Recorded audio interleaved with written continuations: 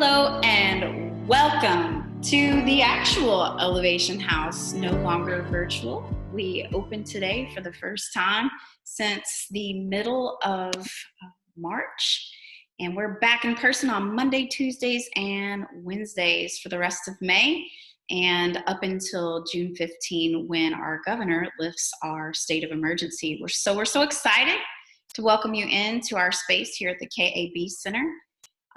And we're so excited to be back with each other, right? We're still social distancing. You see our distance here. Hey. But I have the awesome opportunity today to welcome Stephanie, one of our members. Hey, Stephanie. Hi. To our Mental Health Month moment. So she has agreed to come on and spread some awareness about mental health, as this month of May is Mental Health Awareness Month, and we are educating, celebrating, and elevating mental health awareness this whole month. And Stephanie came along to help us do that today. How are you, Stephanie? Honestly, I'm nervous. You're nervous? Stepped out of my comfort zone All right. and try to share the awareness with others and hope to inspire others to step out and get help for different things that they might be dealing with, that they know they have, and things that they might not know they have, that they might feel that they need to get help with. That's awesome. So it takes a lot of bravery and a lot of courage sometimes to share and to be transparent and open up, but it really helps other people. So we appreciate you being willing to be courageous and be an advocate for mental health. So Stephanie, without further ado, tell everybody a little bit about yourself. So, as you know, my name is Stephanie, and I'm 32 years old. I've been diagnosed with PTSD, major depression, anxiety, borderline personality disorder, which a lot of people get confused with bipolar, but it's not bipolar. Borderline personality disorder just simply means that at a young age, I wasn't taught proper boundaries that most people should know about. If someone tells you, for instance, like, I'm not comfortable with talking about a certain subject, and I am comfortable talking about it, I might not understand the certain signals that they're giving off to not talk about it.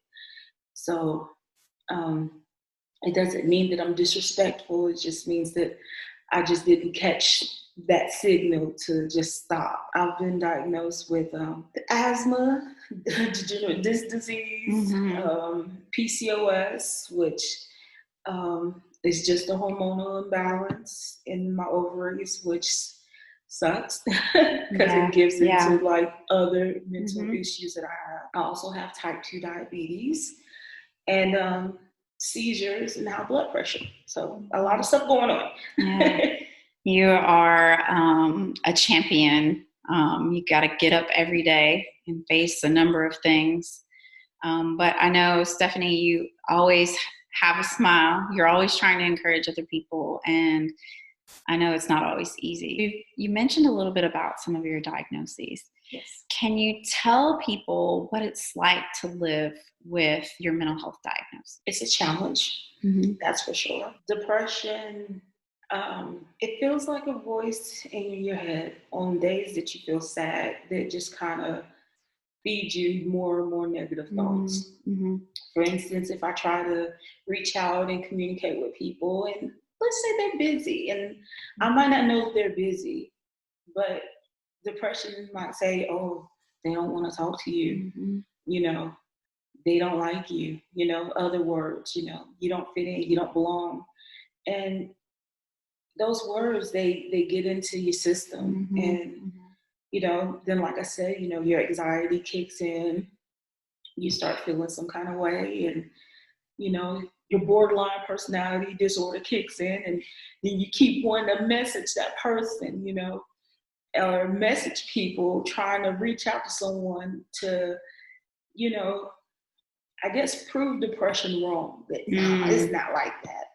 So it's like they all work in unison, and it all drives you crazy in your head. But after a while, you just get so fed up with hearing all this stuff going on in your mind, and you just say, you know what, shut up. Just silence. Mm-hmm. And how I normally do that is that I use my coping skills. um, I color. Yep. I love being creative, as you can see with all the Yes, many you're very colors I have. creative. I love to just listen to music. A lot of times focusing on the lyrics and music helps quiet a lot of the thoughts that are going on in my mind. The biggest thing that helps is to research the different diagnoses that I have Mm-hmm. to understand more about it, and definitely ask questions to learn even more so that you can hopefully get ahead of it. Yeah. So, I mean, the more you know, the better you're off. So then you know how to, okay, I'm feeling this way. This is what I need to do. Mm-hmm. So when I feel that way, I tell myself, okay, Steph, that person could be busy. So it's almost like taking a coin and you want to flip the coin and look at the positive side instead of the negative side, Mm-hmm. Your depression tells you negative. So, okay, I hear you. That might be true, but let's look at the positive side. Mm-hmm. That person could be resting. Sure. I mean, if I'm asleep and someone tries to get in touch with me, I mean, I don't want to, So you mentioned educating yourself. So let's look at it from this perspective. When were you diagnosed? How old were you? And what was that like? I was first diagnosed with depression. I was 11. Wow. I honestly didn't know what to think of it because a lot of it I was dealing with a lot of stuff at home with my parents, and they're, as much as I hate to really say, but just be open and honest, my parents were drug addicts. So I grew up in that environment. I was born into that environment. So being a child was really foreign, to be honest. I've only known, honestly, being a mother, honestly, being more motherly than anything, being protective of my mom, my siblings, and stuff, putting myself last and putting everybody else before me has always been my thing. So when I was diagnosed with it, I really didn't even understand what depression was. Sure. I just figured, okay, I'm a loner. Oh well. I mean, people put me in that boat. It was like my normal. So as I got older and people started to show love towards me or wanted to include me in groups and stuff, I took a more defensive approach towards it because it was like, nah, you don't want me in the group with me or something. Something's not right about this. You're out to get me. It didn't feel right. It always felt like a setup. Yeah. So, and I still struggle with that today. I struggle with accepting me. So yeah, talk about that a little bit more. You struggle. That's such a deep, statement. You struggle with accepting you. And I know just in the short time that I've had the pleasure of getting to know you, I've seen you fight that. And I've seen you really, actually, in just a matter of a few months, really grow to be stronger. And I hear it. I hear it coming out of your voice. But talk about that, like learning to accept yourself, how that's been so hard. Learning to accept myself has been hard, mostly because in my mind, I feel like I don't know who I am. People like Miss Carrie here, as you heard, she sees things about me that I am unaware of. They say they see my growth. I'm kind of like, what growth? I still feel the same. But it takes me to honestly sit back and like deeply analyze myself to really say, okay, well, I can see some growth, still knowing who is Stephanie. It has been the hardest question of my life. most of the time when people ask me who is Stephanie, the first thing I yell out is, well, I'm a bubbly, creative person. But those were things that people told me, not things that I've, dug down deep and expressed of, okay, these are the things that I like. But for the most part, throughout my life, I had come to realize that, yes, I'm artistic. That's about the closest that I've came. But there's a lot of things about me that is very, I can't even find the word. It's just really puzzling. It's a really, really hard puzzle to really solve. And one of these days I'll solve it. Yeah. I understand that I am strong. I get that. Because it takes a lot of strength to be at a breaking point of wanting to commit suicide, but realizing that it's not suicide that you want to commit, but that it's a change of your environment that you want overall. Yeah. And that you had come to that realization of you're on your own, and you pull yourself out of that darkened cloud. And I can admit that I do have some strength in me. And because of that, forgive me, because I do kind of cry a little bit. It's okay. It's very hard. Yeah, it's all right. Because I do still struggle with suicidal thoughts. I will not lie to you. Sure. But the truth of the matter is that I don't want to die. I want to live. And a lot of people don't believe that I have issues like I do. And that's why I wanted to also do this, because looks are deceiving. Yes. Words that I speak, I sound educated, and I'm not saying I'm not educated, I am, but people normally take my diagnoses that I have and think that I'm just manipulating, and I'm not. The truth of it is, if you could be inside my mind, you would probably go berserk. So I just really pray for everybody out there, and hope and wish that everybody dealing with mental health issues of every race and color and of every stature would just seek help from people that are willing to help you, so that you can be the best you that you could possibly be, and always strive to be the best you. And if you fall short, don't be mad. Just dust yourself off and please keep going. Just don't give up.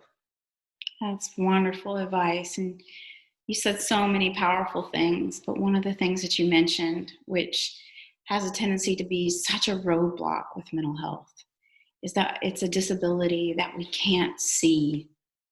And because we can't see it, there is fear that's associated with it. And anything that we fear, it's because we don't know enough. And so you're coming on here and opening up and talking about it is helpful in making the fear go away. But people, they do have to understand it's not something that you can see, but it's real. It exists. And, no one can sit here and watch you and say it hasn't impacted your life. It obviously has. You have a lot of courage to just be able to sit here and say these amazingly positive words to encourage other people to not give up. And so I wanted to talk to you a little bit about, what does recovery look like? What does not giving up look like? I know Elevation House has been support and part of that for you for the last couple of months. But what's recovery look like? I know recovery for me looks like continuing to take my medication as prescribed, continuing to go to my appointments with my doctors like I need to, and telling them everything that's going on. Yeah. Seeing my therapist on a regular basis. And I might not be able to come to Elevation House every day like I would like to, but at least touching bases with them, every day, every now and then, or reaching out to let them know what's going on with me and to fellowship with them. Yeah. the biggest thing that I would honestly say is, also on top of all that stuff is big as well. Mm-hmm. But don't isolate. Please don't isolate yourself. I have a terrible habit of doing that. But try to break the chain. I know I'm trying my best to break the chain. That's why I'm here at Elevation House now, is that I'm trying to break the chain of isolating myself. Always wake up and strive to do one positive thing for yourself, and just keep adding on to it as you go. Well, you already told everybody not to give up, but final words.